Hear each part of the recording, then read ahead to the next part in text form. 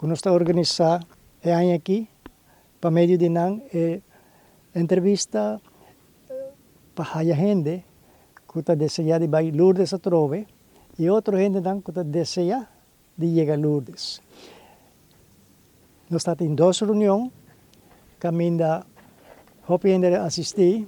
Ayer à noite de 2 reuniões, havia bastante gente, como já 5 gente já schrijf in. Nós estamos guardando mais gente para ir na bus praticamente. Se nós haya 10, 20 mais, perfeito. E beide parte, já aqui na Aruba, nós temos que sair dia 16 de setembro. Para chegar a Holanda, 2, 3 dias. Então, dia 19, ela sai de Weert, que está cerca de Maastricht, para Lourdes. Por menos passa, está de 9 dias, beide parte de 9 dias. Nós chegamos a Nevers, caminho Bernadette, está em corpo completo, incorrupto, que nós podemos den a capel da Nevers. Depois nós seguimos Lourdes, 2 dias mais de viagem. Nós chegamos a Lourdes, caminhamos também honra a Mamãe Maria, fazemos oração, processionam à noite, vela, protocolo que nós temos e depois nós também a Aruba, saindo já no dia 26, que nós estamos aqui na Weert, dia 27.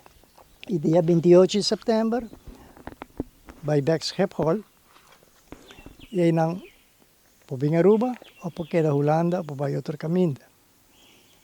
Aceita em breve o retorno Aruba, Lourdes, back Aruba. Meneer Cruz, esse tem a viagem que lota baita de 4 viagens, voluntariamente, para reclutar gente, quantidade de gente passa vai Lourdes através de ano aqui, ano passado, o dia ano 2019.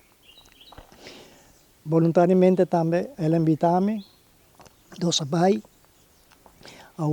esta vira grande, a mim ajuda em toda a parte administrativa, organizar, para assim nós haya toda a gente que não pode acompanhar nós.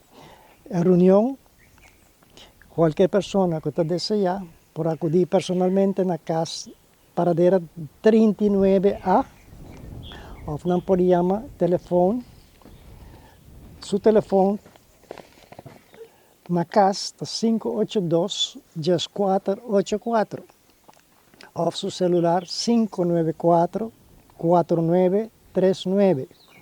E muito gosto está aí toda a informação.